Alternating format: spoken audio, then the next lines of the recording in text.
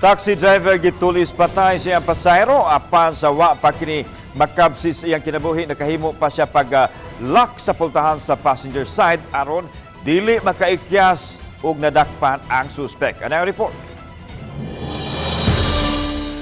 Nakabsan yun sa kinabuhi ang biktimang si Edelberto Manula, 35 anyos, taga-Dakbayan sa Danao. Human siya biktima sa iyang pasahero ni atong Pebrero 22 sa kadlawon sa Barangay Apas, Cebu City. Gikuha sa suspek ang kinitaan ni Manulat nga moabot sa 1,400 pesos ug wa pa makontento. Gidunggab pa niini kaduha ka higayon. Nakahigayon pa og gawas ang biktima sa taxi ug gipindot ang central lock aron dili makagawas ang suspitsado.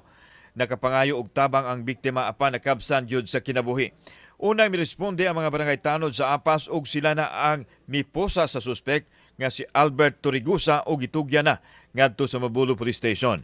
Ni anto sa buwa sir nga habal-habal ba? Nagpahibalo nga kanang nagluyugay sa taxi ba? Pag abot na mo dito na sapnan pag na mo ang suspect diya sa suod sa taxi, na-trap siya. Nakurde siya sir kay gi kalit og gi sinralak sa biktima ang kuan ba? Ang taxi, mutuwa sa kagawas. Samtang sangko sa langit ang pagbasol sa suspek kinsa miangkon nga naulipon sa illegal nga dugas ni atong higayuna nga mao'y nagtukmod kaniya sa paghimo sa krimen. Gitug-an ini nga aduna siya kauban apan matod sa mga nakasaksi nga nag-inusarar siya dihang nalak sa taxi. Mga yung pasaylo nila na atong tuura na ito na buhat na to. Kasong robbery with homicide ang iyang atubangon. Kauban si Cleofer Lumayag o Rod Prado. Ako si Alan Domingo.